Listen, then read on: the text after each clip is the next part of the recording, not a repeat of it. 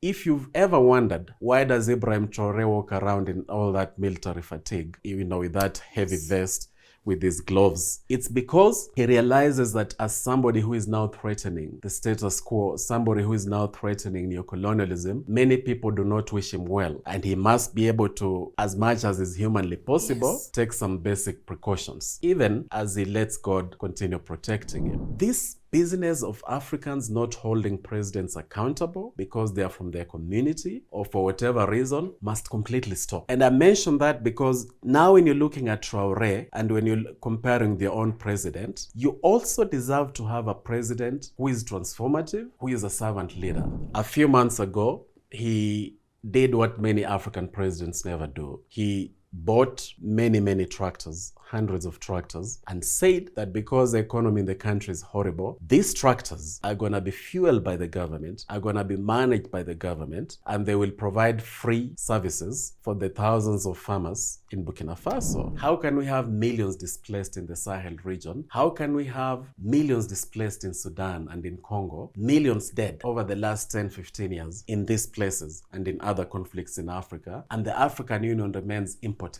Thomas Sankara was there, we dealt with him. Patrice Lumumba was there, we dealt with him. People like Magufuli was there, we dealt with him. So they may not eliminate him directly because they realize that will have grave repercussions that they cannot control. But if they keep Burkina Faso in that state of utter instability, then they are slowly going to start wearing down the patience of the local people there.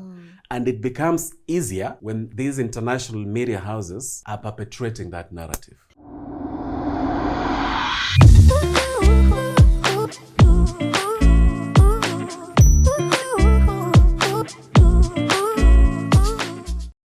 Hey guys, welcome to today's episode of LNS. My name is Lynn Ngugi, and as always, we get to meet for another thought-provoking conversation where we get to do the three things we are doing this year. We are learning, unlearning, and relearning.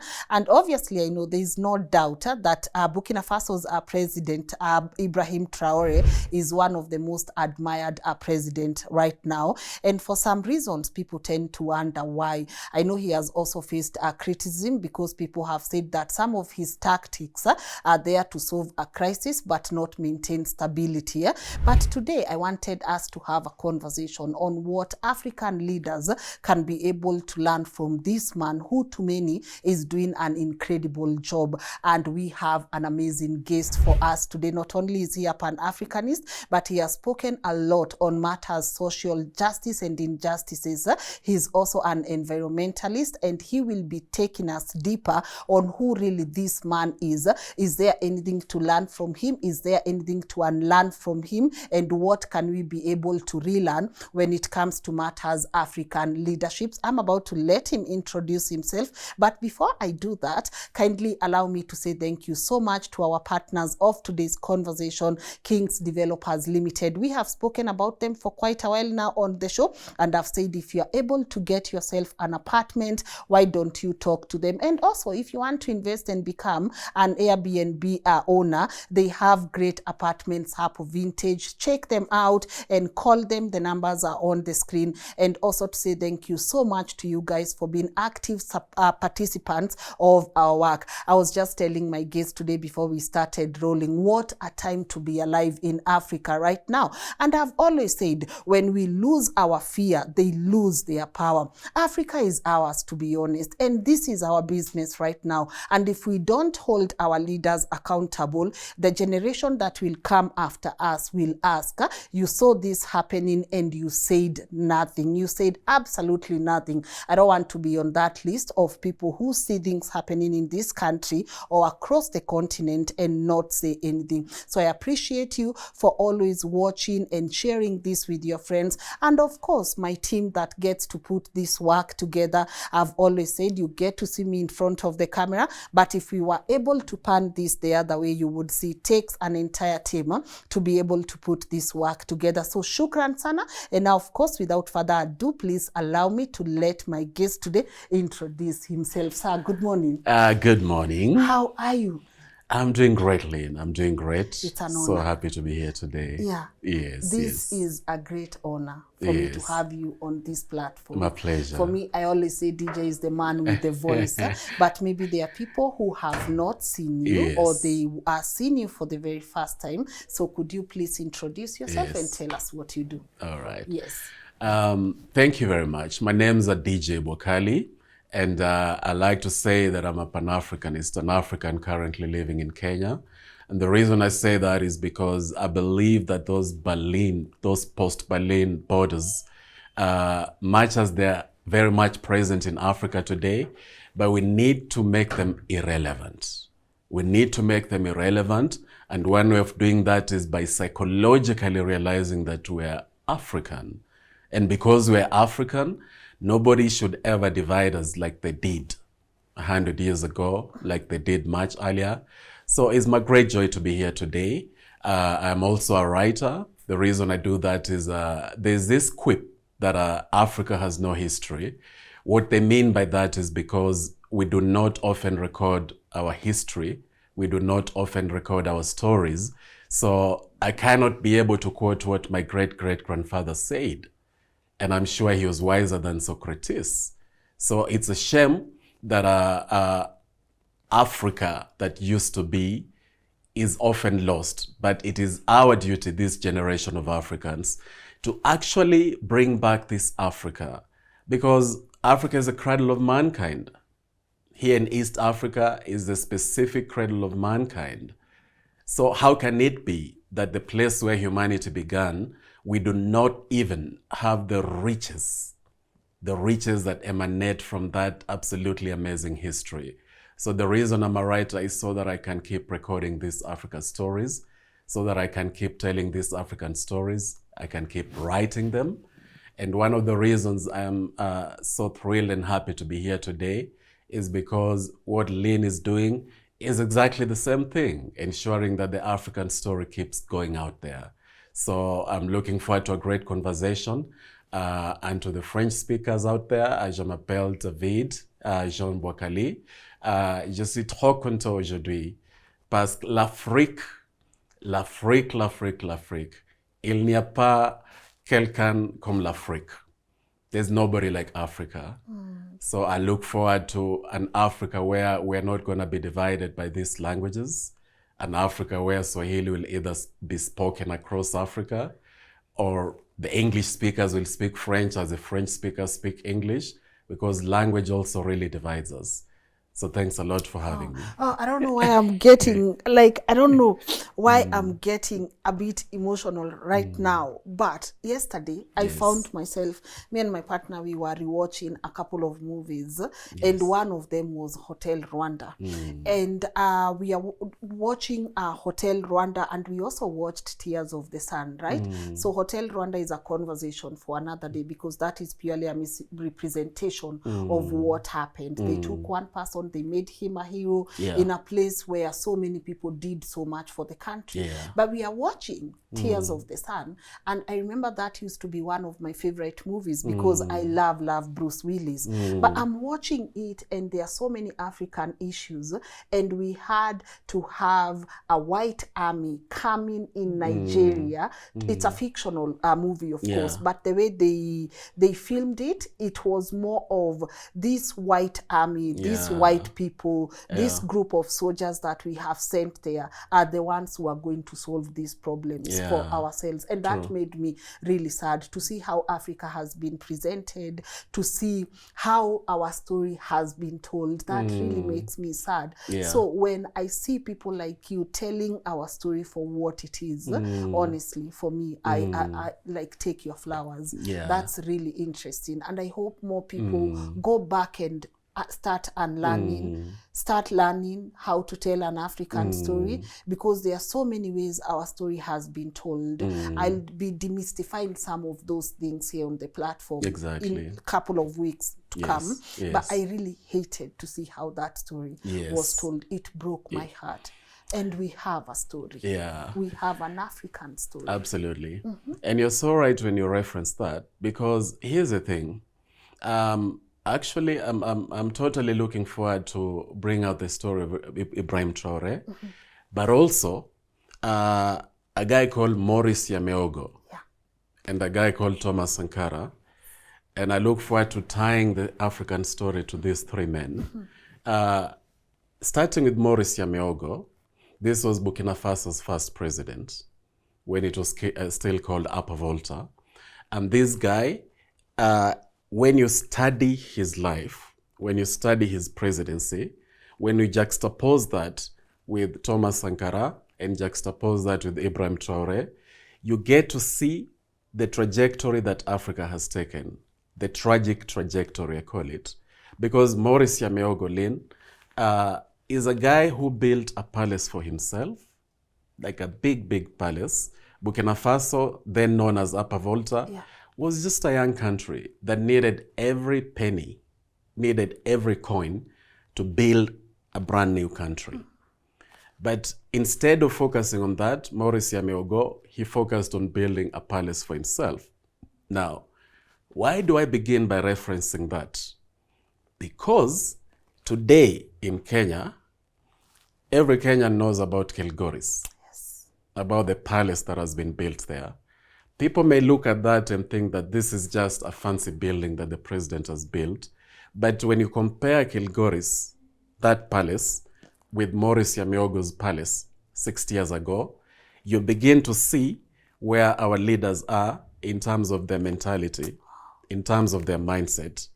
And what then happened to Burkina Faso when you have a leader with such a mindset is exactly what would happen to a country like Kenya, to a country like Democratic Republic of Congo, where Mobutu Sese Seko also built for himself a palace. So we need to begin looking at these things as symptoms of cancerous tumors, not just in the governance, but in a country. Because if we don't do that, then it's easy to just make memes of these palaces that these people built, which is fine, you know, let's be entertained. But as we make those memes, let us realize that this is a life and death matter. Because whatever money was spent to build this palace in Kilgoris, whatever money was spent to build that palace for Maurice Yameogo, this is money that speaks of a leader's priorities, speaks of the big man syndrome that is absolutely messing up this African continent. Now, remember, a leader who builds a palace for himself will not build a palace for the people because his priorities are all messed up. But where I want to start, because people really need to understand, when we talk about those three men, Maurice Yameogo, Thomas Sankara, and Ibrahim Traore, people need to understand where Africa should sit, where Africa should fit in that particular narrative.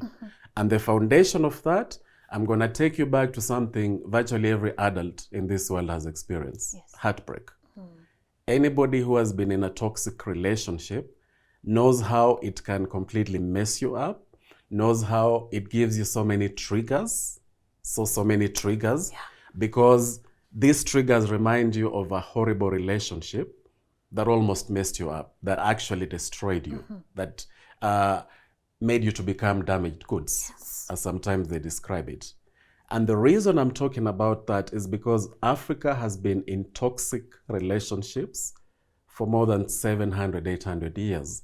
From the 1500s, when the Portuguese first came to the west coast of Africa and the slavery began, that was the first toxic relationship that then continued with the transatlantic slave trade, continued even before the transatlantic slave trade, it was the trans-Saharan slave trade, which is a story for another day. We can spend hours just unpacking the trans-Saharan slave trade because it is often ignored. We just talk about the transatlantic slave trade. But all that, these are toxic relationships.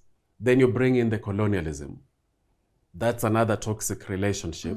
Then you bring in neo-colonialism today. That's another toxic relationship that is ongoing. And the reason Africans have to grasp that is because just as a normal human relationship between lovers or between a couple that became toxic, and I like to talk about the 3 R's. If you've been through such a relationship, there's the reflection, There's the rebuilding and there's the rewriting. Beautiful. The reflection is you facing your pain. You allowing that pain to be processed within you. You not running away from your past, but actually facing it heads on and realize, okay, somebody messed me up. Somebody messed me up here. What exactly happened? That is about reflection. A lot of people just prefer to suppress it. And then it's like latent nuclear energy inside you that can explode anytime. So that's reflection. Then when you talk about rebuilding, it is you reconnecting with your energy, with your essence. You're reconnecting with the power of who you are. If you're a lady, you're reconnecting with the princess that lives within you and not the subject that has now been defined by this broken relationship. So that is rebuilding. It is you setting your boundaries. None of us can just go to live in the streets of Nairobi or Kampala or Lagos. Boundaries is about you having your space that nobody can just come and intrude that space. Even your best friend has to knock first. That's boundaries. So even when you're healing in a relationship, you must then, as you rebuild, set your boundaries and then rewrite. Rewrite your story.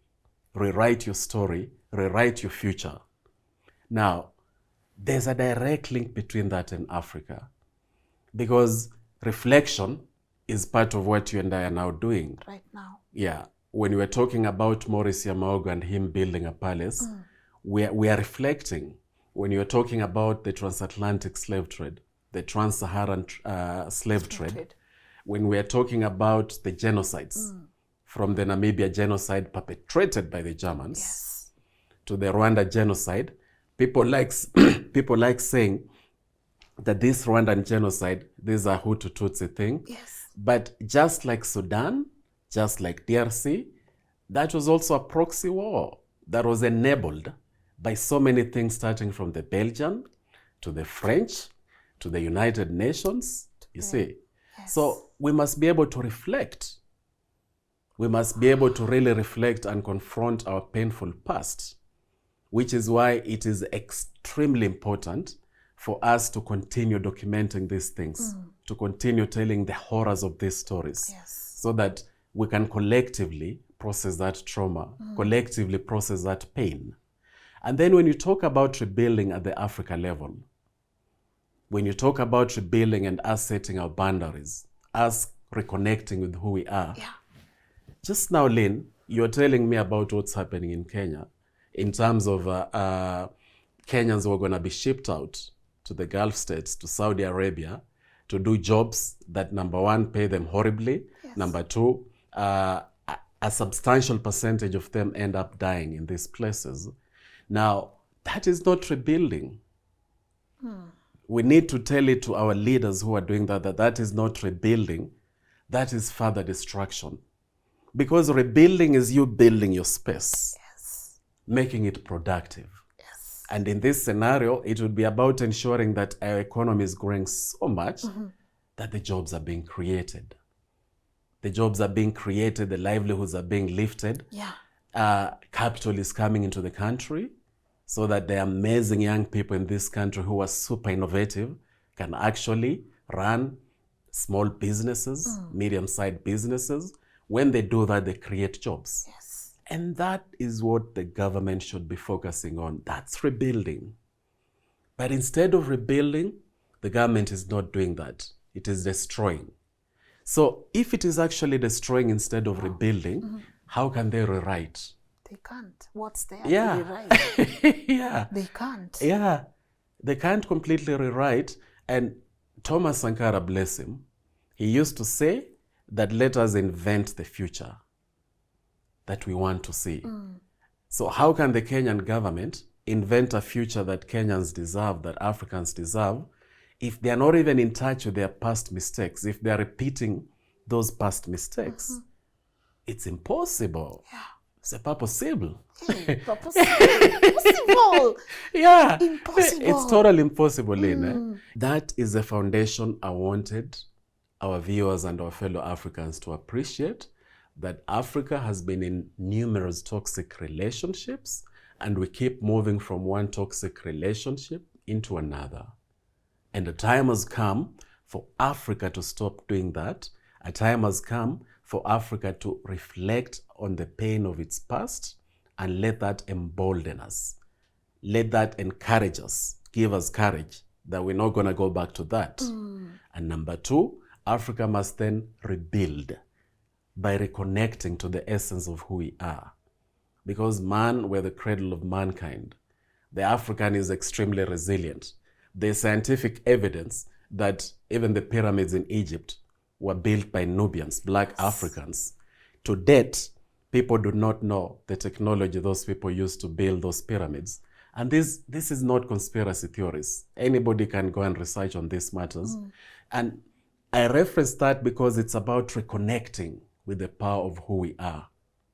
It's about reconnecting, which ties into rebuilding. Yes. And then there's the rewriting, which is about now inventing the future that we want to see. A future where no African should die in the Mediterranean. As I speak to you today, Lynn, there are young Africans right now at this moment in boats in the Mediterranean. Some of them will lose their lives. At this moment, they're alive, but they will lose their lives. I'd like to add that, God forbid, but tragically, if the trend that has been there in the past, both the distant past and the recent past, holds true, then the young Africans in the Mediterranean today will actually, some of them end up losing their lives. That's not the future that we should be reinventing at all, at all. That's not the future of that 54 heads of state on this continent. They should not be allowing that to happen. So once we understand that correlation between the toxicity of our past relationships, our ongoing relationships, we will get to realize that we then have the power to get out of this. Yeah. Beautiful. Wow, the 3 R's. Yeah. I'm already having a couple of takeaways for me. I have a couple of take-homes for me, the 3 R's, right?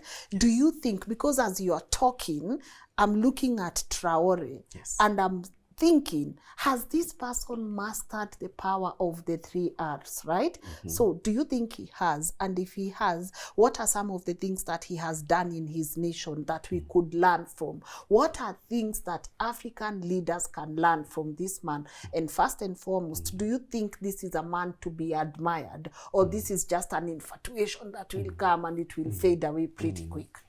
Great question. And actually, Africa must learn from this also. Yes. We must ask the right questions, just like this, because we keep asking the wrong questions that then lead us to the wrong answers, that then lead us on a wrong path. And along the wrong story. Exactly, exactly.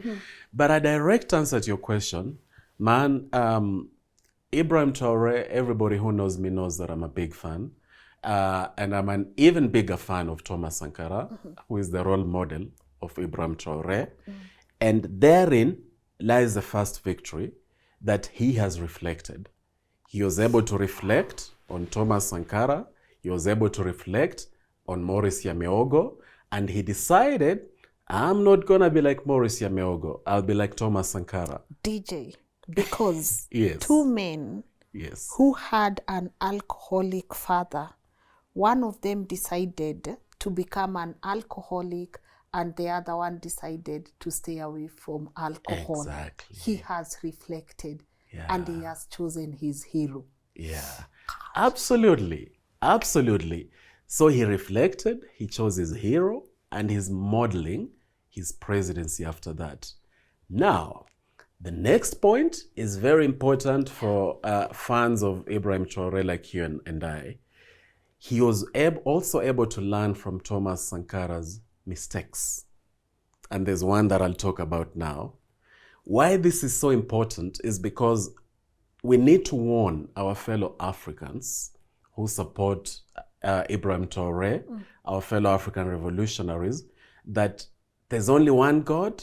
Anytime you put any man or woman on a pedestal like God, that's the beginning of the downfall. And realizing that, just like Ibrahim Traore did, so let us emulate what he did. This mistake that I'm talking about, Lynn, is Thomas Sankara should not have died when he did. I know we know that life is in God's hands, but Thomas Sankara was such an ordinary leader who hated the big man syndrome, who used to ride around in Burkina Faso on his bike, sometimes playing the guitar, sometimes jogging around, because he believed in servant leadership. He didn't believe in motorcades, and puffing his chest at all. Unfortunately, he was then not able to look at his security. The day that he died, he was just having a meeting with about 8 fellow leaders, and there was no bodyguard, nothing, because that was in Thomas Sankara. And there's a difference between realizing that when you become a leader, when you start threatening the status quo, when you start threatening the powers that be, not just in your country, but globally, then you become a marked man or woman. So as you allow God to be your first line of defense, it's also not harmful to actually put in place any measures that you can put in place. Wow. So Thomas Sankara never did that. If you've ever wondered, why does Ibrahim Traore walk around in all that military fatigue, with that heavy vest, with his gloves? It's because he realizes that as somebody who is now threatening the status quo, somebody who is now threatening neocolonialism, many people do not wish him well.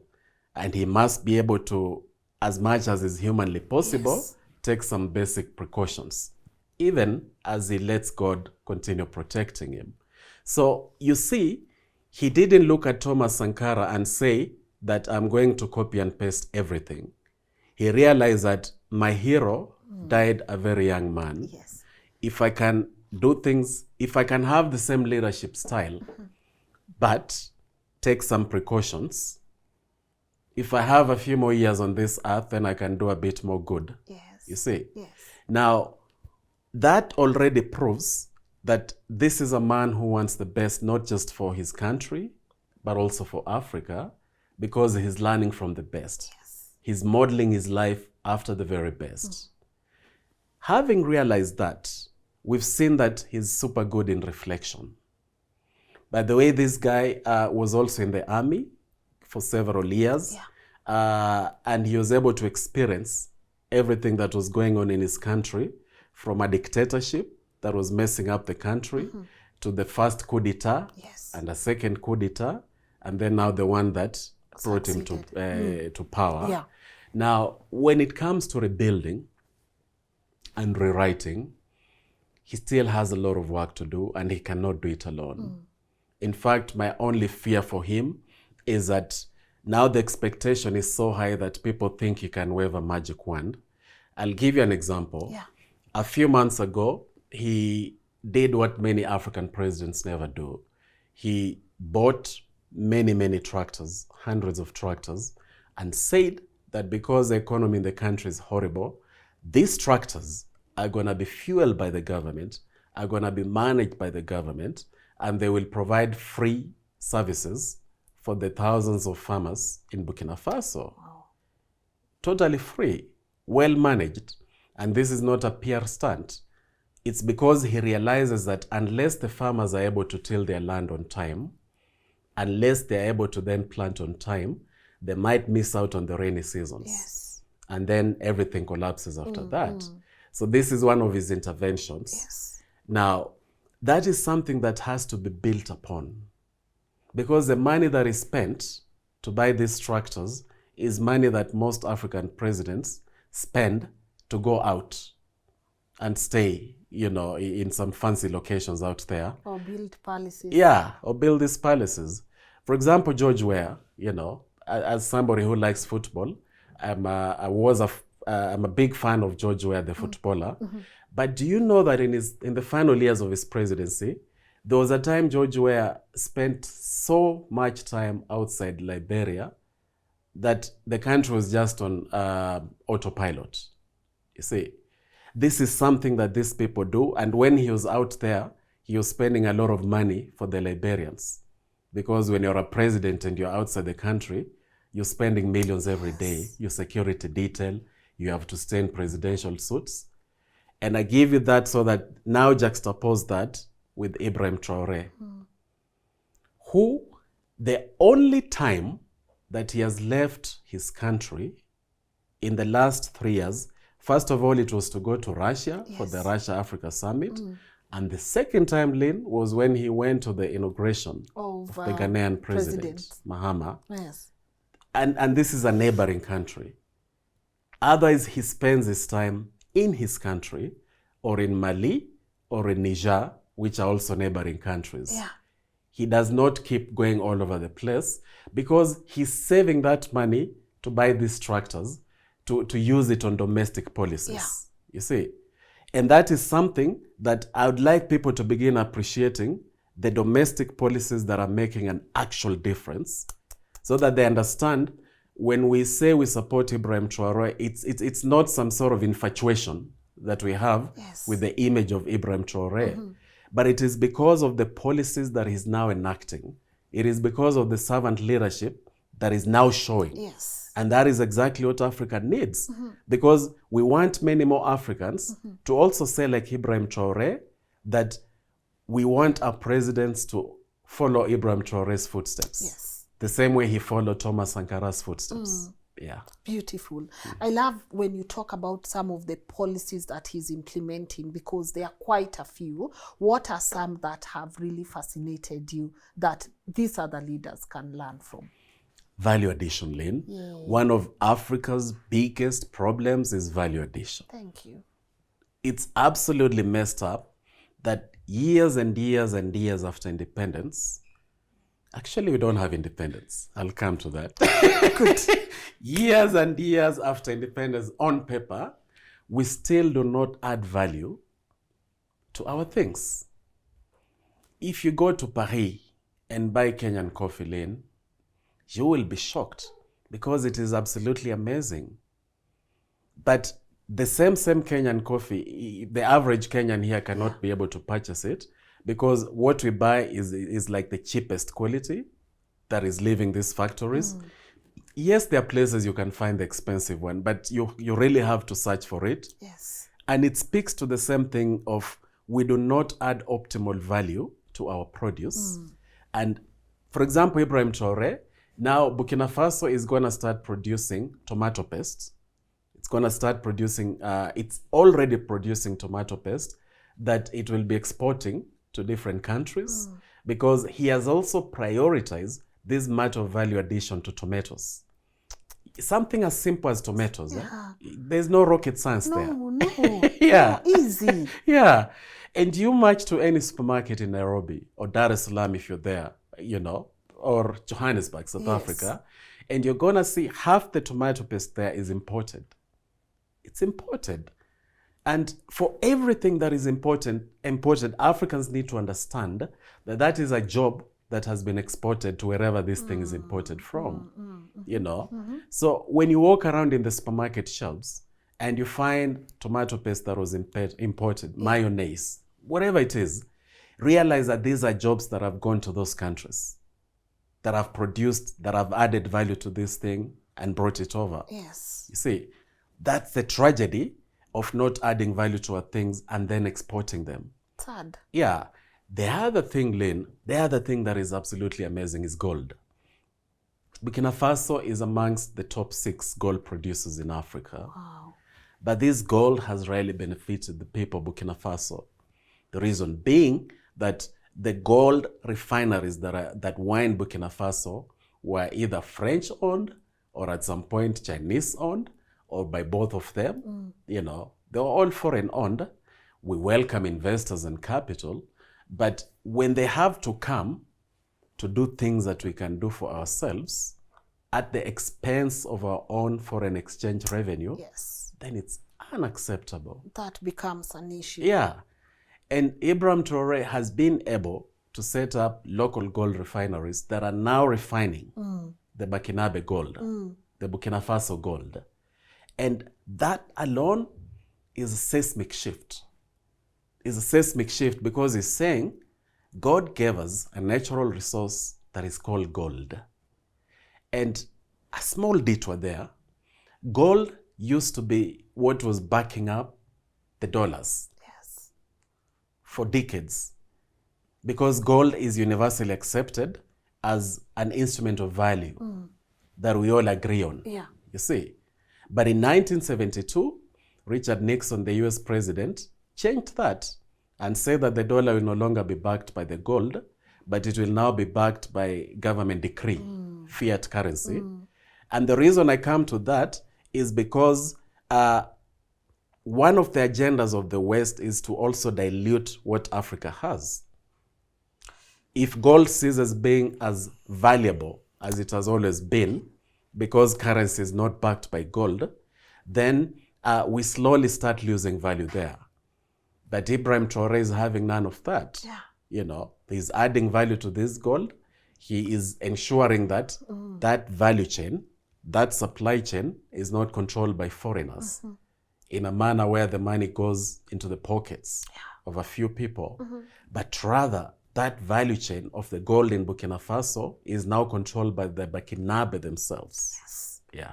Beautiful. Yeah. And also, God, I'm loving this value addition. And I love that you bring it up because I feel like that's one of the problem that is affecting this continent. Yeah. The fact that I keep using this example. We have mangoes rotting in farms. We have bananas, we have pixie fruits rotting because we just think of the immediate benefit. We don't think of the value addition. We don't think of what can we make from this product, right? Yes. But talking of policies, he also suspended the services of international media houses such as BBC and Voice of America. Why do you think he did that?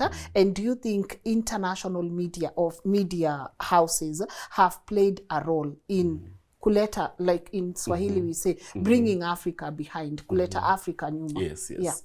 Yeah, again, that's a great question because one of the things that Ibrahim Traore and the late Magufuli, awesome human, one day let's just talk about him because there's a lot to learn from there also. They are often accused of suppressing media when they shut down some of these international media houses, either for a period, a short period, or for extended periods of time. But here's the thing, we just talked of Africa owning our own narratives, owning our own stories, so that the power of the three-dimensional story, if we are not in the driver's seat of that, then somebody else is controlling that narrative. And I want people to appreciate how extremely powerful that is. Many other times in my travels across Africa, when I've encountered scenarios where I see a little kid maybe does something very well, you know, and the mama or the father says, wow, you did that so well, just like a white person, you see. Because excellence is often associated with the white person in Africa, and that stems directly from the power of stories, from the power of narrative. Because for too long, we have been fed with this notion that we are inferior. For example, Lynn, if you go to the US Embassy, you want to get a visa to go to the United States of America, either for business or for pleasure, you will have to answer a million questions, and chances are that if they don't give you that visa, they'll not even tell you why they didn't give you. Neither will they refund my money. What does that tell you at a psychological level?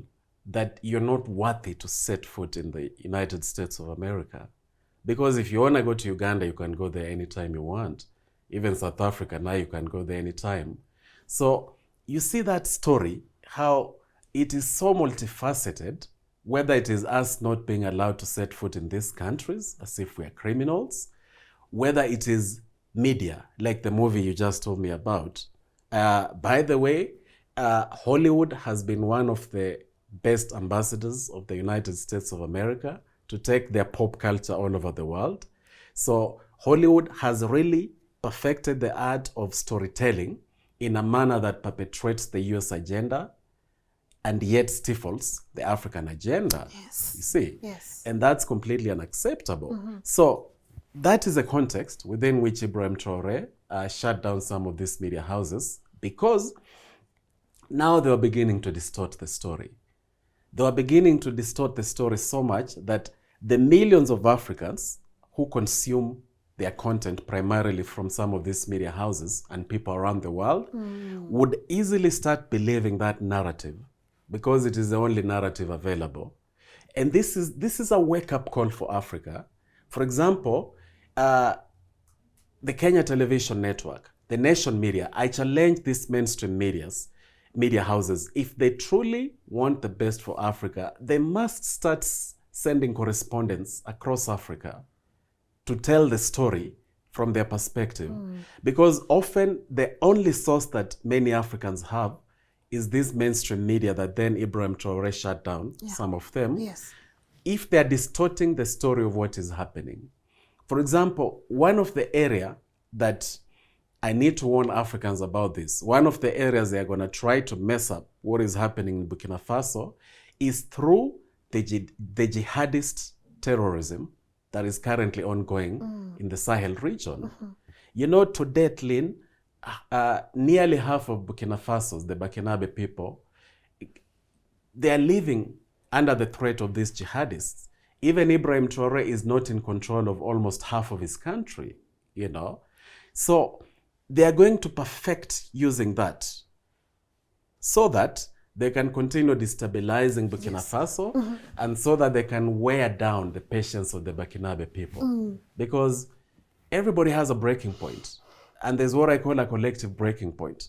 If these millions of Burkina Faso who are living in this sheer insecurity that Traore on his own cannot conquer, he can't. Because it's massive, man. Yeah. It's completely massive. But the expectation is that somehow, because he says he's this revolutionary Pan-Africanist and revolutionary leader, that somehow he'll just conquer these jihadists. And when that will not be happening, now you'll see the narrative shifting, where Africans and the Burkinabe people will now be told that, you see, he took over saying that he wants to handle the insecurity in Burkina Faso. He's been unable to do it. So these people are so patient, these globalists. They are so patient in terms of executing their agenda. So they would look at Burkina Faso and realize, okay, young man, you think you got this? We've been there before. Thomas Sankara was there, we dealt with him. Patrice Lumumba was there, we dealt with him. These other people like Magufuli was there, we dealt with him. So they may not eliminate him directly because they realize that will have grave repercussions that they cannot control.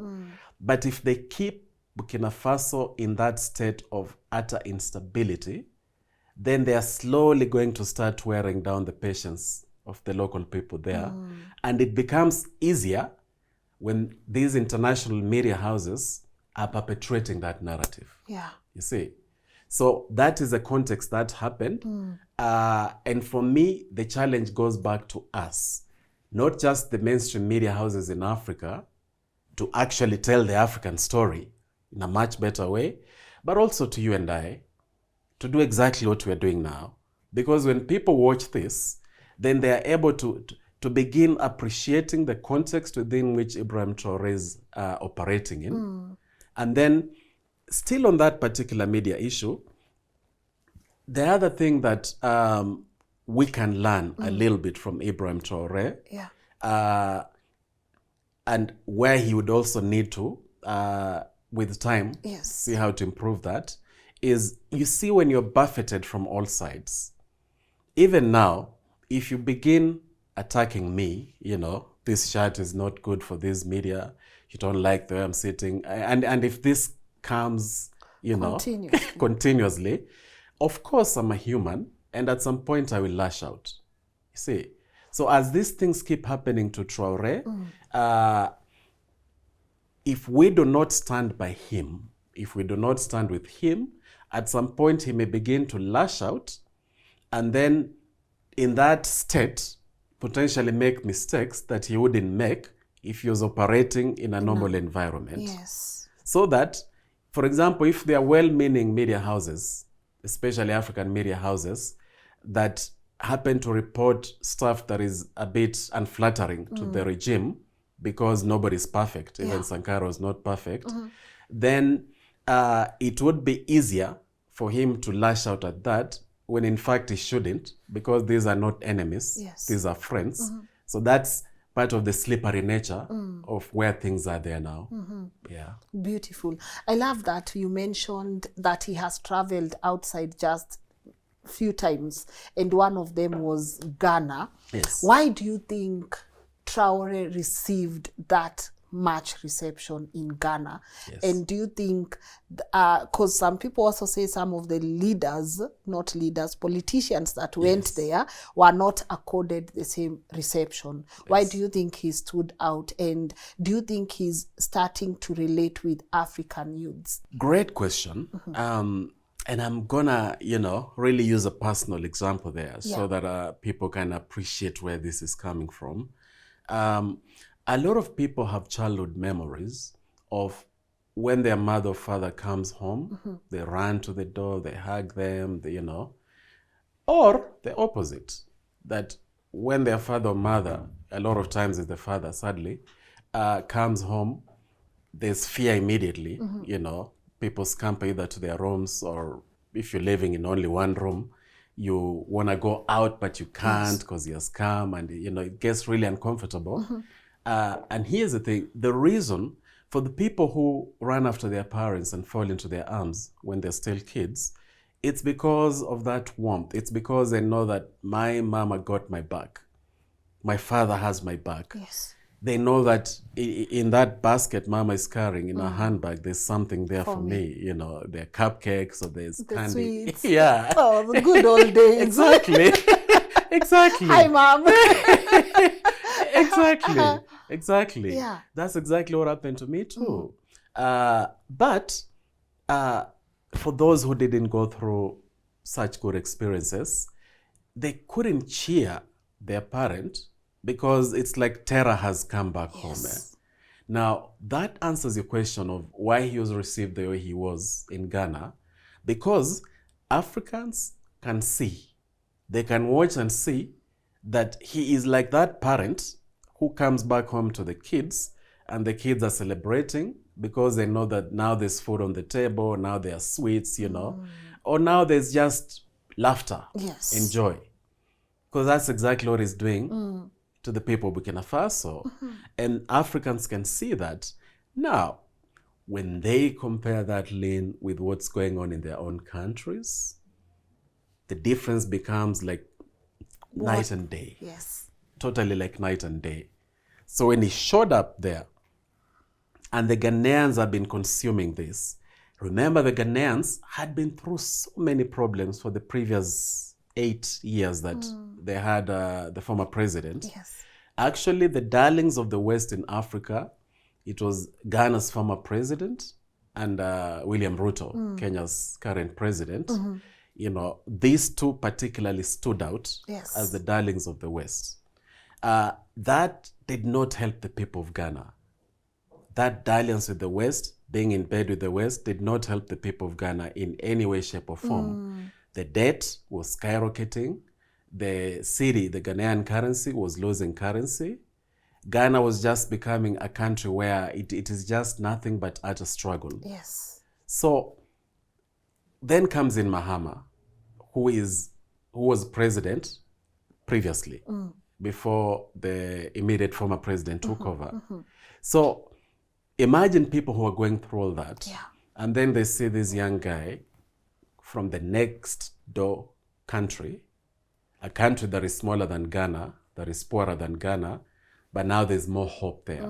There's more resilience there. There's a lot of light, not just at the end of the tunnel, but in the tunnel itself. Presently. Yeah. Whereas in Ghana, it's the exact opposite story. So that's one of the reasons he received all those accolades. Yes. And now this brings me to a very, very important point. If there's one thing I keep speaking about is, if we hold our own parents accountable, Lynn, this business of Africans not holding presidents accountable because they are from their community or for whatever reason must completely stop. Yes. It must completely stop. And I mention that because now when you're looking at Traoré and when you're comparing their own president, you also deserve to have a president who is transformative, who is a servant leader, which is why we must actually have this initiative. We must work on this initiative of holding our presidents accountable regularly. Yes. It's something that even you and I can discuss further. Because it's not just about the election day. You know, like a report card. If we're laying out facts and saying that in the last 3 months, there are now fewer jobs in Kenya, the prices are now higher, insecurity is more, that is not even a political issue. It's just a fact. It's just a fact in the same way that today, it's a fact that today is Wednesday. We can't argue about that, you see.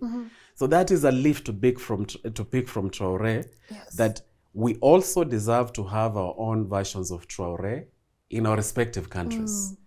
And Western-style democracy exalted the ballot box to a godly status, so much so that a lot of people after voting, they forget their civic duty. They totally forget their civic duty. It's like a blank check. Yes. You go and do whatever the hell you want to do with my country. After 5 years, we shall be back again. But what about the in-between, Lynn? What about the 5 years in between or the 4 years in between? So the civic duty, every African must realize that they have a civic duty, and that is their currency for we the people, for sovereign power belonging to the people. That is what has happened in Burkina Faso.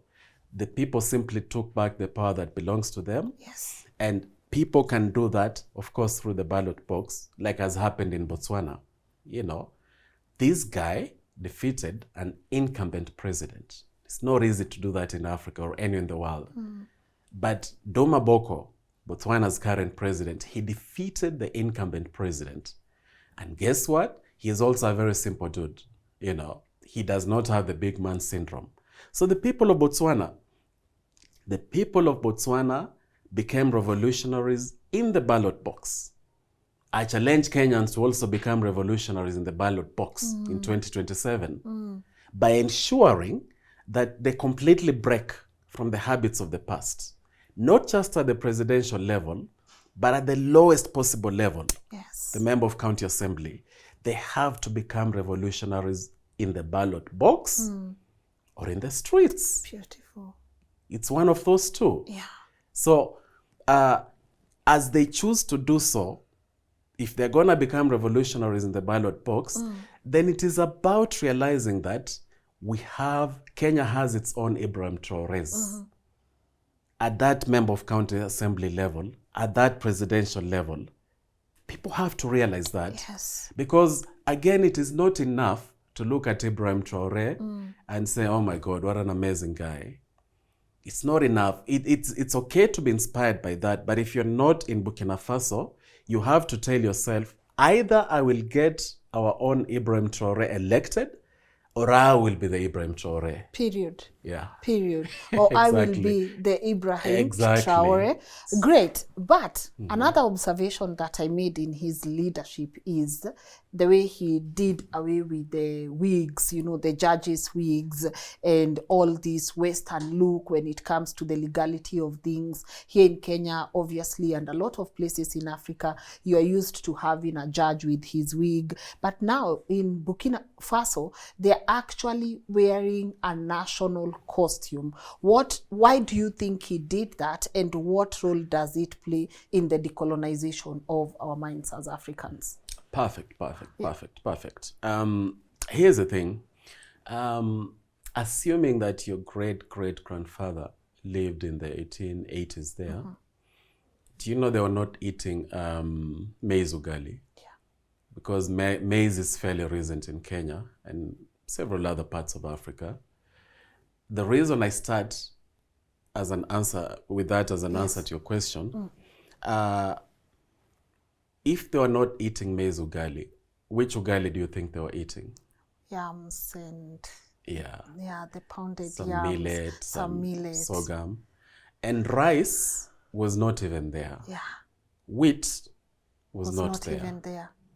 Now, as a child, I barely knew anybody. In fact, I never knew anybody. When I was a child, I never knew anybody who had cancer at all. And the story is true across Africa, that way back then, at least before 60s, the nutrition in the country across Africa was extremely healthy, extremely wholesome. And why that is linked to your question is because it's all about decolonizing. It's all about decolonizing. Currently, the food that we are eating is, it's just not what we used to eat. And it's the reason why every minute an African dies of cancer. Again, people can check it out for themselves. Every single minute, people die of cancer. If we've been talking maybe for 40 minutes, 40 Africans have tragically died of cancer in this period you and I have been here on this couch. Now, how that is linked to the wigs and the regalia, the legal regalia, is Ibrahim Traore is a strong believer in decolonization. Strong believer in decolonization and in African sovereignty. Decolonizing, it goes to your slogan, beautiful one, of unlearn, learn, and relearn. You see, because decolonizing is exactly that. It's about unlearning. Now, somebody might say that it's just regalia. But no, it's not just regalia. This regalia represents everything that was wrong, even about that French judicial system that this country inherited. Yeah. But more importantly, at a psychological level, to the extent that even in our judiciary across this continent, we still have the symbols of colonialism or from the colonial era. It means that at a psychological level, we're still attached to that. And you see, this brings me back to the reflect thing in a toxic relationship. Others, you get hung, stuck up on that, you see. Yes. So this is just part of the numerous things that he intends to do so that Burkina Faso can completely decolonize from the French system. Yes. The other one has to do with the CFA. Yeah. I mean, it's totally unacceptable that after all these years, the Francophone Africa still uses the CFA. That is, the reserve currency of the CFA is actually in the French central bank. You know, it doesn't get any stronger than that. And this brings me to my earlier point of we're not independent. Yes. We were just given the checkbook. Yeah, and a flag. Yeah, we were given the checkbook, but guess who is a mandatory signatory? It's not our presidents. It's not Lynn. It's not even Ibrahim Traore. Because Burkina Faso is still using the CFA and it is still steeped in that system that is now trying to decolonize. Yes. You see? So the regalia that he has now banished and banned is part of a wider scheme.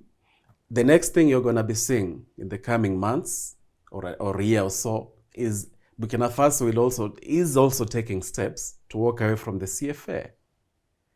And that one will be fought like crazy. You see it coming, huh? Yeah. It's going to be fought like crazy because it will be a symbolic departure from the French fiscal system. Yes. It's going to be a total departure from that. And then there'll be a domino effect where other countries are also going to follow suit. Somebody who is also giving me a lot of hope, I mention him because you're going to see him also meeting Ibrahim Traore in the coming months. Don't ask me how I know. But this is Bassirou, the president of Senegal. Yes. Yeah, who is 44 years old. And he has perfected that art of appearing like he's not harmful, like he's not dangerous to the status quo. But they have already kicked out the French from Senegal, the French army. And President Bassirou, together with Ousmane Sonko, you know, the prime minister, these people, I'm seeing them teaming up very soon with Ibrahim Traore and with Assimi Goïta and, you know, Mali, Niger, Burkina Faso, Senegal. You're going to see a lot more collaboration between these four. And that is going to be super powerful because Senegal traditionally has been like, you know, the engine of that Western Africa part, if you take away Nigeria, you know. So that decolonization, is going to continue. The other thing that is happening that Ibrahim Traore is absolutely providing leadership on is on the African Alliance. Yes. It's on the African Alliance. I'm telling you, Lynn, if you shine a light on the African Union, you're going to be able to see that this is just a very important entity. It may mean well, and I know there are hard-working Africans who work in the African Union, Yes. who are as passionate as you and I for a better Africa, for a different Africa. But here's the thing. If an entity is essentially broken down, there's nothing you can do about it. Yes. You have to reform the whole damn thing. Or let it die peacefully in its sleep or violently, and then create something new from that.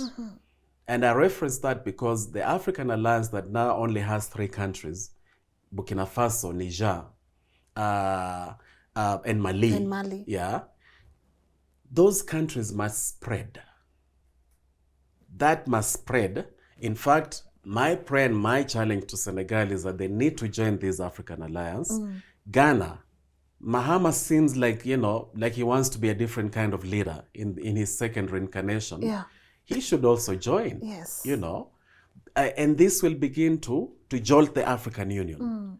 How can we have people dying in the Sahel region like crazy? How can we have millions displaced in the Sahel region? How can we have millions displaced in Sudan and in Congo? Millions dead over the last 10, 15 years in these places and in other conflicts in Africa. And the African Union remains impotent to do nothing. How can we have the United Arab Emirates teaming up with the Rapid Support Forces? How can we have Kenya's leadership hosting the Rapid Support Forces just like, next door neighbors, guests who have come over for sleepover? How can that happen? And the African Union is saying absolutely zero. You see, these are the kinds of things that made Ibrahim Traore and Assimi Goita to say, we're not going to be in ECOWAS. We're not even going to be active in the African Union. So he's playing a very, very critical role in the decolonization of Burkina Faso and these 2 other countries, so that politically speaking, in terms of their affiliation, in terms of their relations, they can actually begin working on that second thing, sovereignty. Sovereignty, Lynn. Beautiful. Because we don't have that. The sovereignty in Africa is extremely low. And when you don't have sovereignty, imagine if I come into your car, I don't even know how it operates. I'm not even a good driver. Maybe I don't even know how to drive. And you just let me to drive you to wherever, That's what Africa is doing. And that's what lack of sovereignty is. We just allow, if it's the African Union, China funds the African Union a lot. And if my hand is in your pocket and stuck there, I've got to follow you wherever you go. Yes. You see? China does that. The Bill Gates Foundation does that. So what are we doing? Exactly. We're just there. We are just there. Yeah. But I noticed you mentioned someone with great admiration, and that is the late Tanzanian president, Magufuli. Yeah. And you said, we are going to do away with him. We did away with Sankara. We are going to do away with you. We did away with Magufuli. Do you believe Magufuli was assassinated, or what are you saying? Yeah. President John Pombe Magufuli was a very unlikely president. If you study how he became president, he was not even the leading candidate in CCM, Chama cha Mapinduzi, Tanzania's ruling party. There were 2 other people who were like ahead of him in terms of ranking, but the stars aligned for him to become the ruling party's candidate, and then he became president. Before then, nobody even knew John Pombe Magufuli, apart from a few Tanzanians. And then when he became president, his slogan was Hapa kazi tu, Hapa kazi tu. Yeah, I mean, I'm just here to work for you. Yes. I'm your servant. Yeah.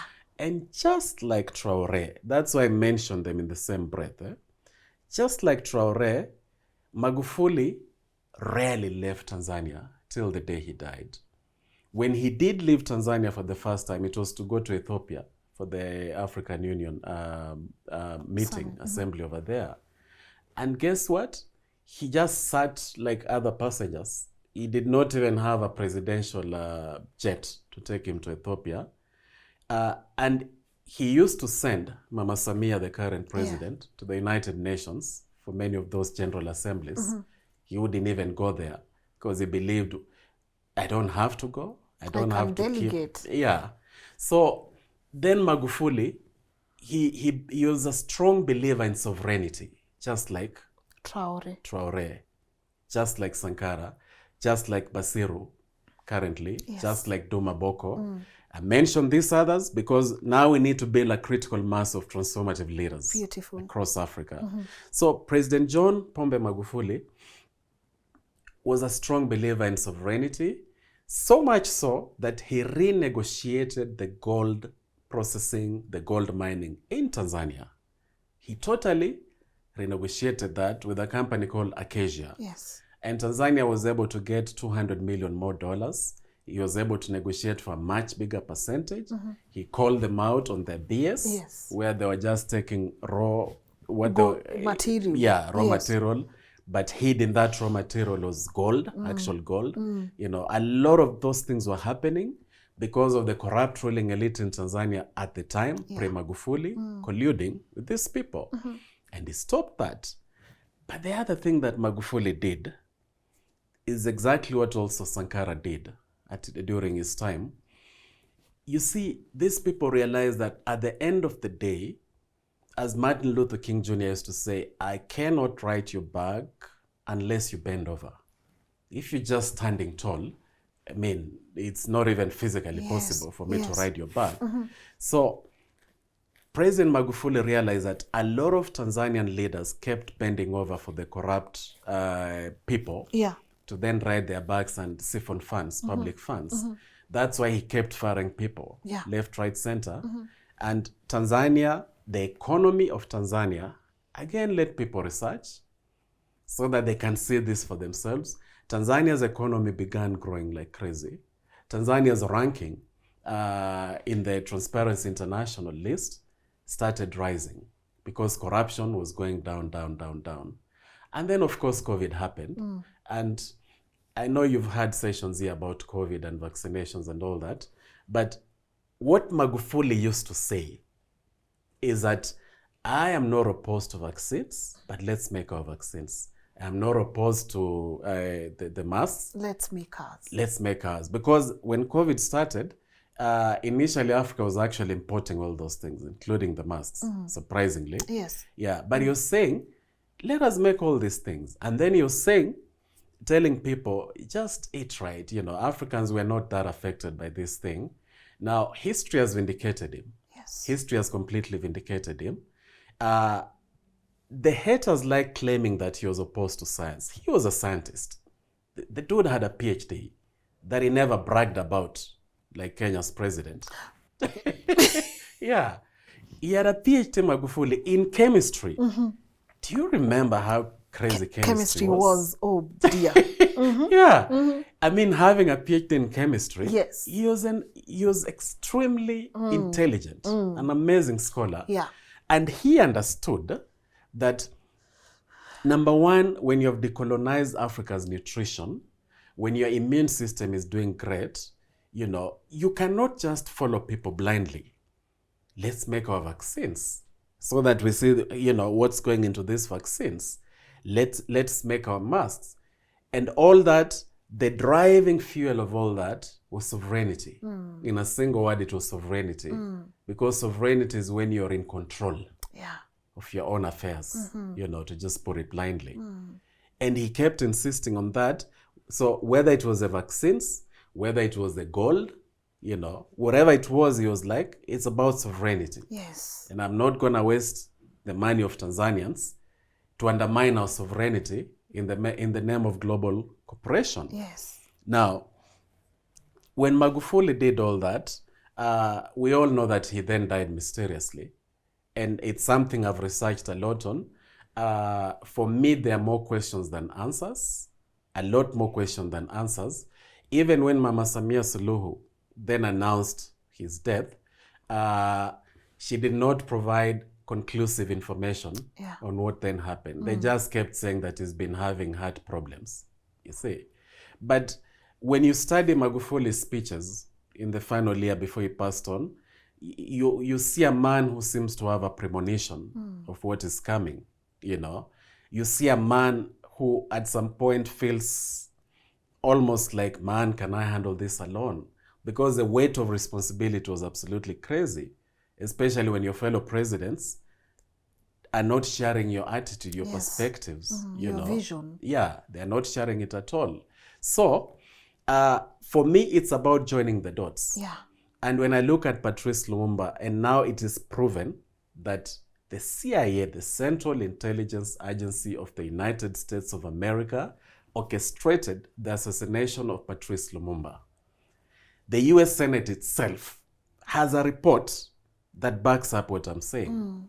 They have a report, you see. So when I look at Lumumba's assassination, when I look at Sankara's assassination, people like saying that, oh, it's just his fellow soldiers who kill him. No, it's not his fellow soldiers. You know, if you have the gun but I pull the trigger, I mean, who is killing who there? Yes. It's me who is pulling the trigger. So when the French colluded with Blaise Compaoré, who was at some point Sankara's close friend, when they colluded with him to take out Lumumba, because of his transformative leadership, because of his utter insistence on sovereignty. So I look at that. I look at Patrice Lumumba. I look at Samora Machel, who was another no-nonsense leader, you know, Mozambique's founding president. He was absolutely no nonsense. He was another strong believer in sovereignty. So I look at that, and then now I look at Magufuli, another strong believer in sovereignty, you know.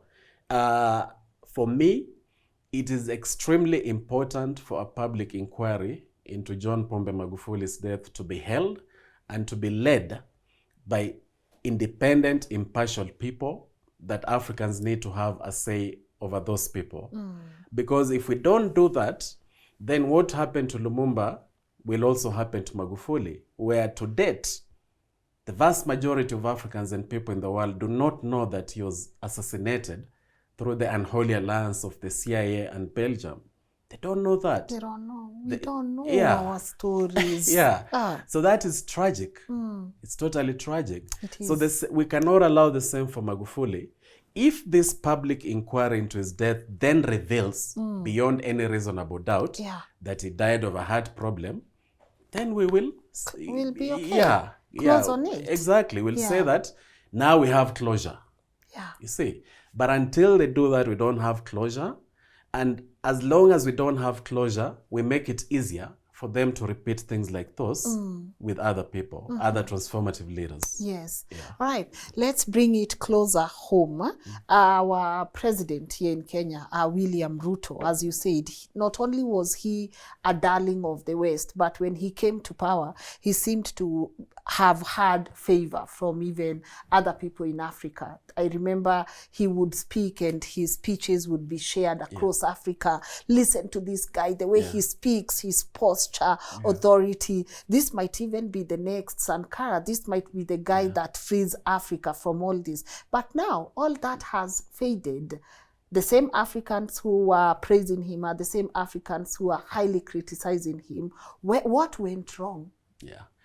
Again, that is a really, really great question. Because it helps us to go to the heart of the presidency. And specifically when you're talking about Kenya, Kenyans need to understand. Again, let's reflect. Let's reflect. Let's go back to Mzee Jomo Kenyatta. For us to understand William Samoei Ruto, we have to understand Mzee Jomo Kenyatta. The same way to understand Ibrahim Traore, you have to understand the first president of the country, and Thomas Sankara. You see? So let's go back to Mzee Jomo Kenyatta. Mzee Jomo Kenyatta was also a darling of the West. That time the Cold War was at its height. And the reason they took out Lumumba is because they assumed he was in bed with the Soviets. And at that time, you know, that was a sin that could not be forgiven. So Kenyatta firmly took his position with the West. Kenyatta was handed a check. Jomo Kenyatta was handed a check but the signatory remained not just Britain, but the United States of America. Yes. That is why the great country of Kenya was never really able to live up to its reputation from the word go, because some critical issues were never addressed. To date, some of them are swept under the carpet, and we need to talk about them because it's our story, and nothing is untouchable when you're telling your story. Yes. You see,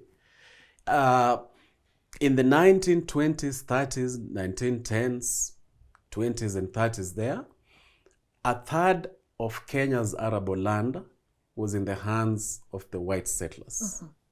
A third of it. The rest of the land was given, they would conveniently give the land that was not as fertile to what they call the natives. But these are the people who have been living here all this time anyway. And then they would call them reserves, the native reserves.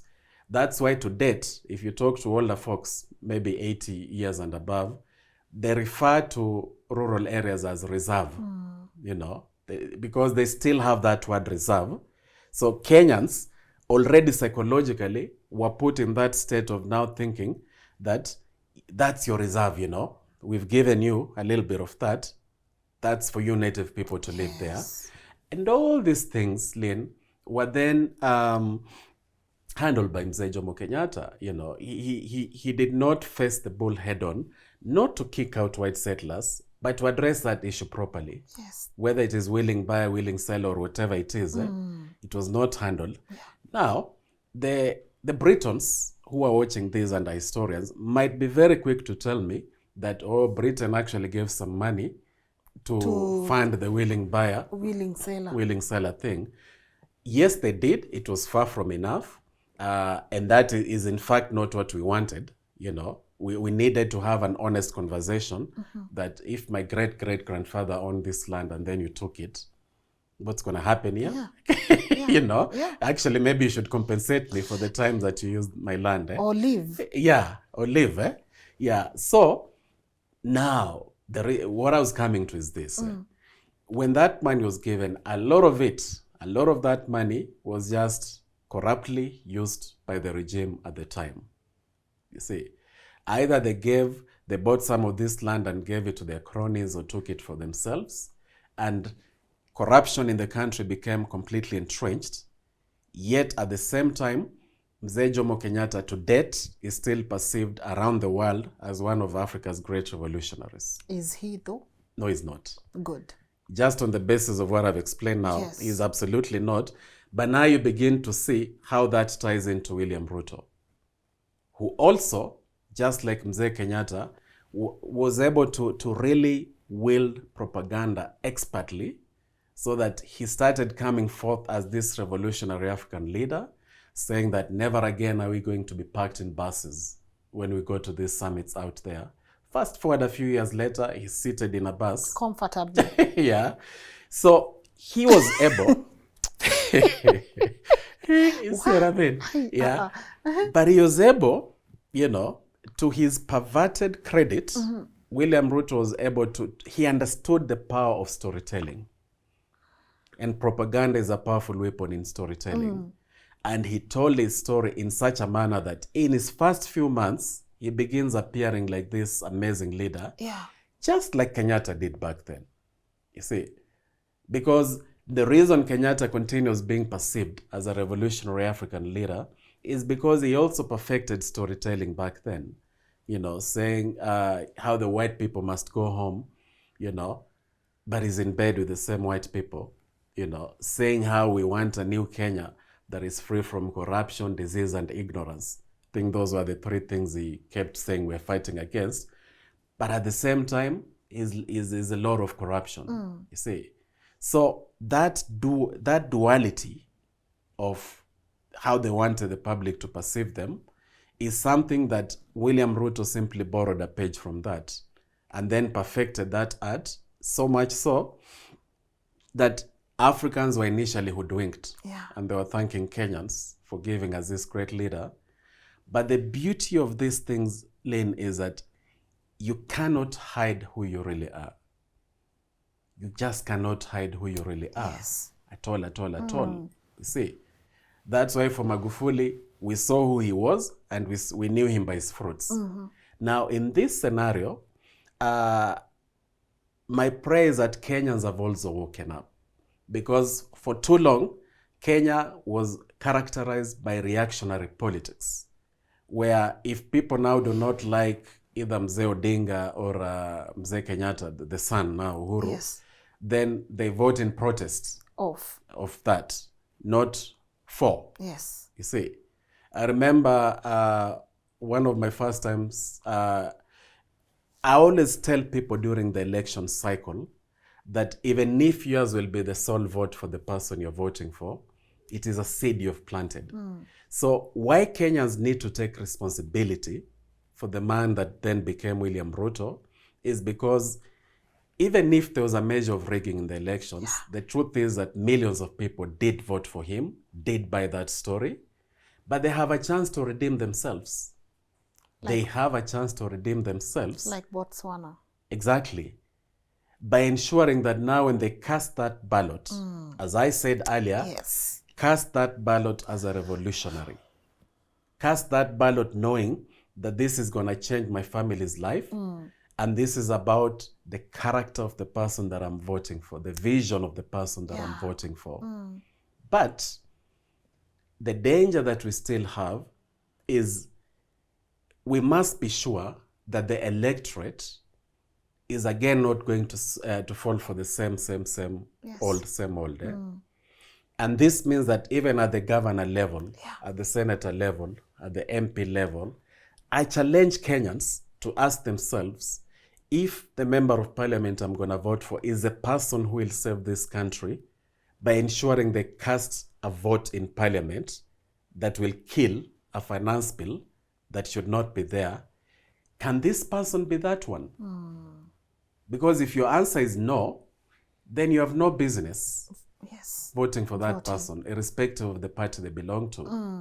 And then when you come back to William Ruto and you look at the fruits, you know, Christians say you will know them by their fruits. Yes. So when you see a mango tree, you will know by looking at the mangoes that this is a mango tree. Yeah.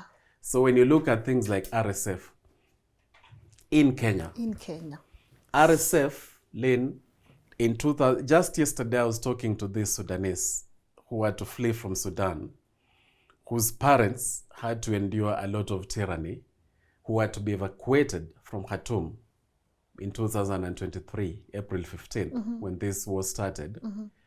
And they also lived through the initial Darfur genocide from 2003 to 2005 there. Yes. You see, where we lost 300,000 fellow Africans who look like you and I, whose only crime was because the shade of their skin was darker, was because they were ethnically African Sudanese. And that was done by the Janjaweed militia that has metamorphosed into RSF, the so-called Rapid Support Forces. So to allow these people who just 2 years ago in Masalit territory, where again ethnically African Sudanese live, again, they kill at least 15,000 people, genocide, purely because they're black. To allow these people in this country to form a parallel government, I hope that the government, whether William Ruto and his cronies, must be completely ashamed of themselves. Yes. And the African Union, if they do not call out such behavior for a group that committed genocide, to find friends, to fall in the embrace of another country with democratically elected leaders, if the African Union does not speak out, they continue proving to us that they don't deserve. Yes. They don't deserve being the body that they are in Ethiopia, and that the African alliance should in fact spread out. Good. Yeah. I think so. Yeah. Wow, what a conversation. I feel like I want to ask so many things, but I feel like they're in different, categories. I have so many questions for you, and hopefully, I hope I can be able to sit with you again and have these conversations. Just what you mentioned about RSF. I'm waiting for a statement from the African Union, and there's none coming. And I'm like, what are we doing, man? What Yes. are we doing? So they can't speak on this. Yes. And even normal mwananchis can be able to spot this and know this is wrong. And Yes. this should not have happened in my home country. Yes. This should not have happened. But I hope they are watching and they maybe Absolutely. issue a statement, which I don't think honestly is coming our way anytime soon. But before we wind up, Yes. would you want us to wind up? Let's start there. Or is there a burning statement that you would love to make? Maybe before we go there, what legacy are you looking into leaving behind? Yeah. I believe strongly that this generation of Africans is a generation that will take Africa to the next level. Yes. I totally believe strongly that Africa, being the most youthful continent in this world, having the most youthful population in this world, the greatest resource of Africa is not even our gold or our diamond or our land, but it is the human resource of Africa. Yes. Most of the young people of Africa. That is Africa's greatest resource. And I believe that this is a generation that must become revolutionaries. I challenge every young person in Africa below the age of 30, and every African for that matter, to become a revolutionary. Becoming a revolutionary does not mean that you're taking up arms and you're going into the bush and you're doing a coup d'etat. Yes. Becoming a revolutionary means that you say enough is enough. That moving forward, I deserve to live in an Africa where I can get a decent salary, or I have the opportunity to start a business that will thrive. That's what being a revolutionary is in a nutshell. It is about righteous rage. It's totally about righteous rage. Everybody should say that I'm going to embrace righteous rage. Yes. Righteous rage is when you say that, man, this is it. Enough is enough. We cannot go on like this. I think that's what I'm going through. Yeah. I feel like I've finally gotten a name for what I'm going through. Yeah, you have righteous rage and you're a revolutionary, Lynn. And every African must be that, irrespective of what you do. Irrespective of what you do. Because it is not right. It is not acceptable morally, legally, or however you want to look at it. It is not right for Africans to continue dying every minute from cancer. Do you know, Lynn? Let me shock you. Yeah. Go on. Let me just shock you. Do you know that the life expectancy rate in Nigeria is 58 years old? 58.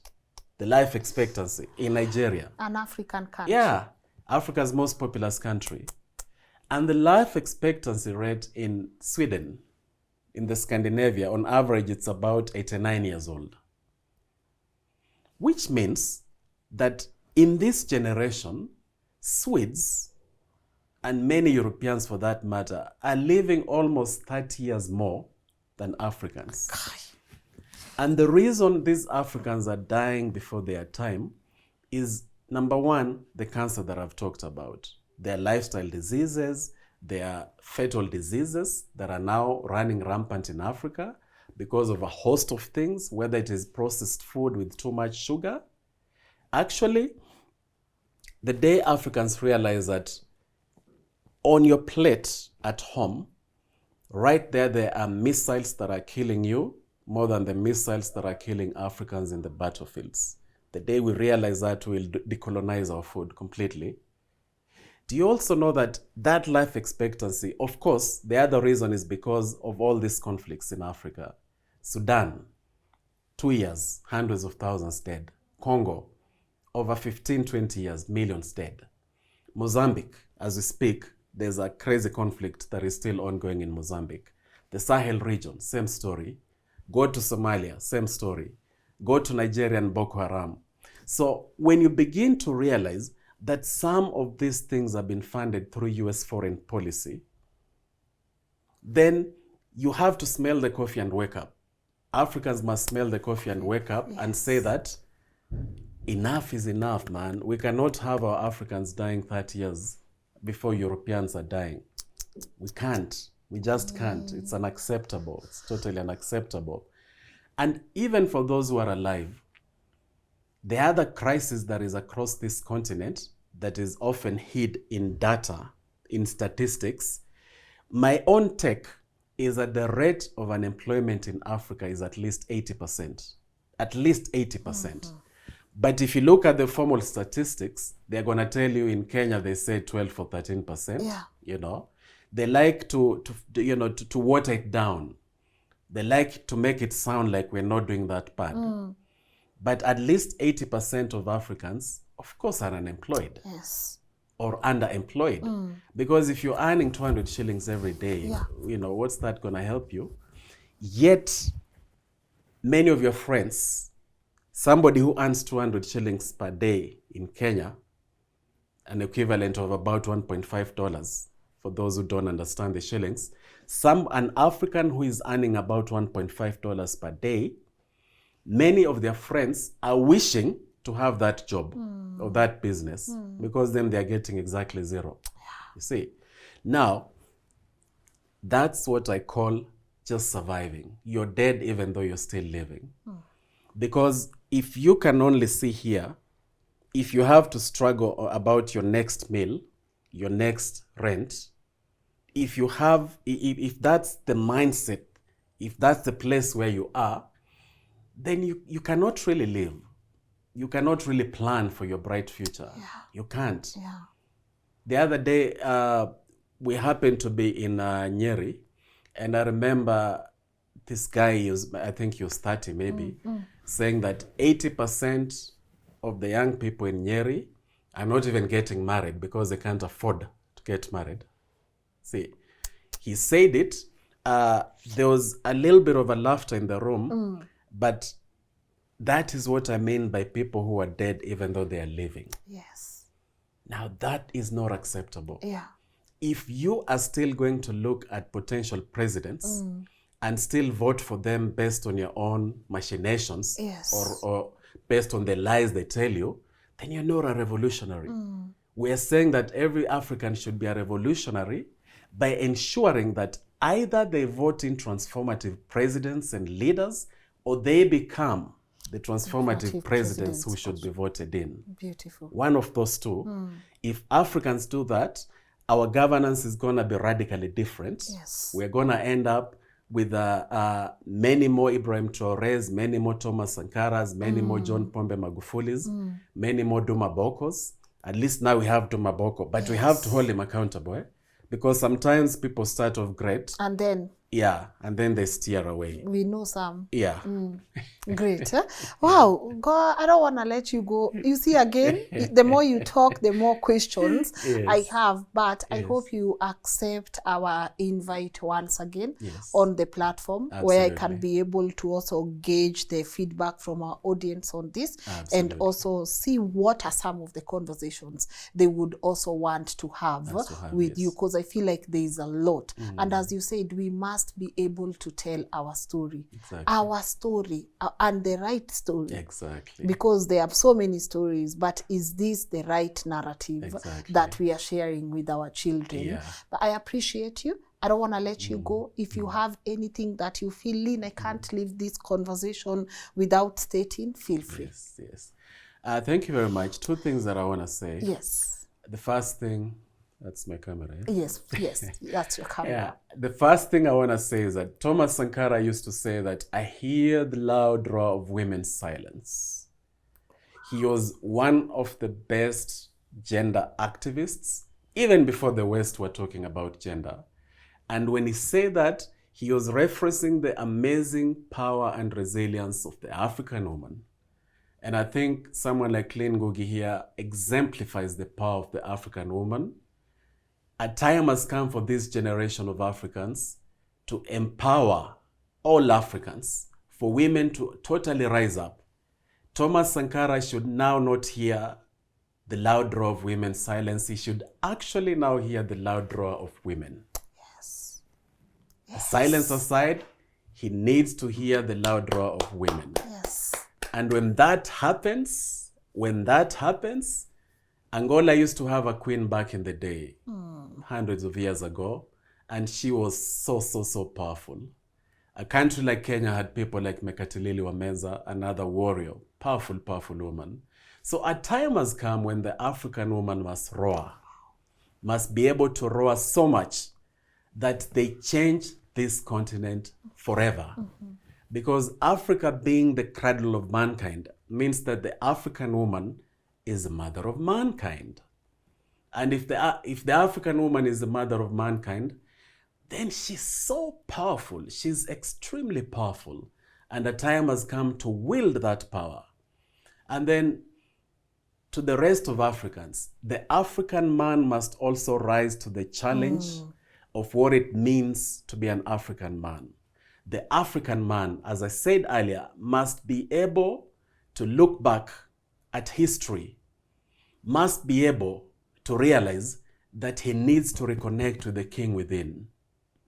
For too long, the African man is living like a subject, dreaming of going to the United States of America, dreaming of going to Europe, and our leaders are making that not just necessary but possible because of the financial gain.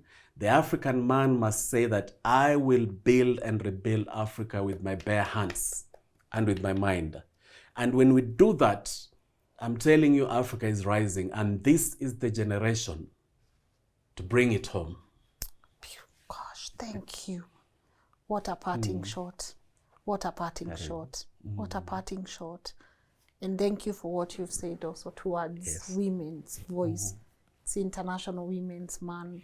Much. Yeah. This is beautiful. Absolutely. The African man must be able also to say, I will rebuild Africa with my own bare hands. Yes. And that's what we are trying to do here. Exactly. But you're also an author. Yes. You are very big on your social platforms. Yes. I follow all your Instagram clips. Thank you. I love your views, Yeah. the way you communicate, Yes. the way you point out some of the social injustices happening in our continent. So where can people, I know where to find you socially, but where can people connect with you, and are your books available, and what 2 books would you recommend to our audience? Perfect. Yes. Yeah, everybody can find me at DJ Bwakali on all social media handles. That's at DJ Bwakali. Yeah.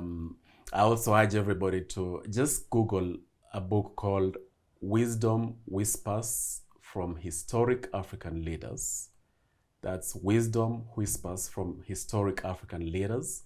That's a book I did last year. It's about 100 African leaders, from Thomas Sankara to Maurice Yamiogo to all these different presidents, Gamal Abdel Nasser in Egypt.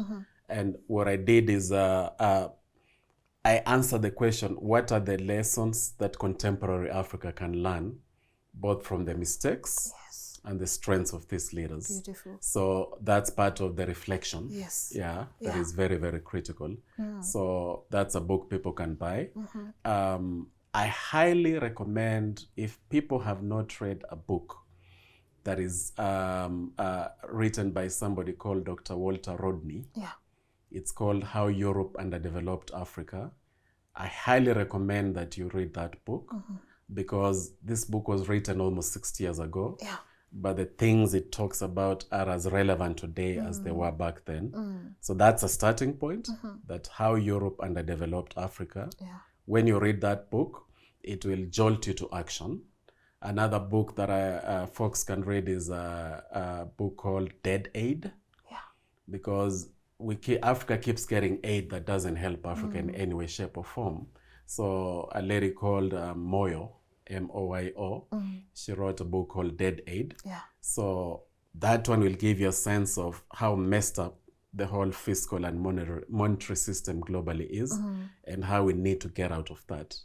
Yeah. And on that point, let me remind people that Malcolm X, somebody I greatly admire also, only went up to grade 8. He only studied up to grade 8. And then he became a hustler. Now the real hustler of stealing and everything. Yeah. And when he was arrested and spent many years in prison, that's when he read and read and read voraciously. Malcolm X now one of the most brilliant leaders, not just civic leaders, civil society leaders, but leaders, period, of all time. He nurtured his intellectual acumen and capacity when he was in prison by doing one thing, reading. He read, sometimes he'd spend as many as 15 hours just reading. Yeah. So when you watch Malcolm X making those arguments that leave you saying, wow, it was not just accidental. He realized he was a revolutionary and now he nurtured it. And he channeled his righteous rage.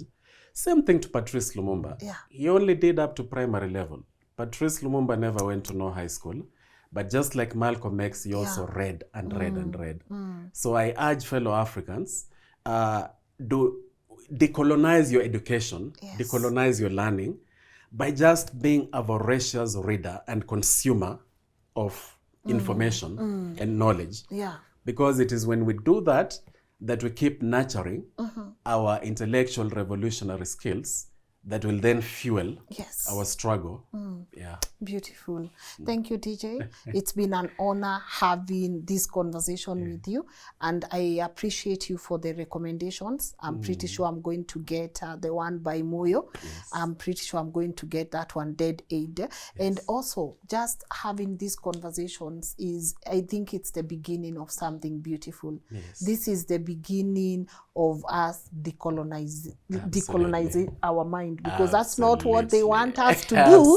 They don't want us to do that. I know for sure, because I've sat in this chair having different conversations, and never for once did I think these were some of the most important conversations to have. And I can tell you they don't want us having this conversation. But looking forward to seeing you on our next episode when time allows, when your schedule opens. And I hope it's been amazing. It's been totally amazing. It's been amazing. I totally love this. And I will always create time to have this conversation. Thank you. So it's not even when time allows, because I'll create time. Thank you. Because for me, it is part of that ecosystem of decolonizing Africa. Beautiful. Yeah. All right. So guys, I hope we've done what we came here to do. We've learned and relearned. And I'm glad I found a name for what I'm going through right now, and I hope nikuambukize pia wewe. I hope I give you the same symptoms, because I know I can do it here, someone else can do it in a different place. Collective responsibility, collective action,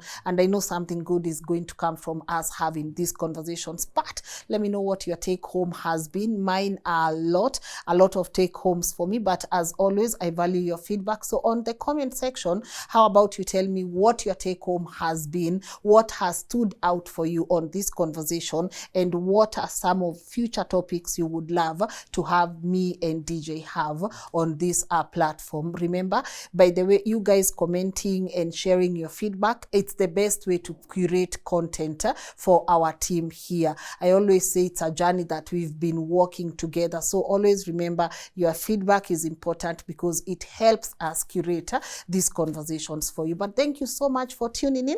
I know this has been an almost 2-hour conversation, so I don't take you for granted. I see a lot of you asking if our conversations are available on Spotify. That's something we are looking into, and possibly next week you might be able to see our recordings on Spotify. But other than that, thank you also to our partners at Kings Developers Limited. If you want to invest in an apartment, you want an Airbnb apartment, you want to buy one and lease it for business, why don't you try them? And especially check out Vintage, because they have great apartments for you that you can also convert for your business needs. And also, once again, thank you to our team for making this possible. I appreciate you. And also, if you want to share something with us, you can do it on the comment section, info@lnn.digital. That's where you can be able to find us. And I hope I see you guys tomorrow, either 10 a.m. or 7 p.m. Bye-bye. My name is Lynn Ngugi.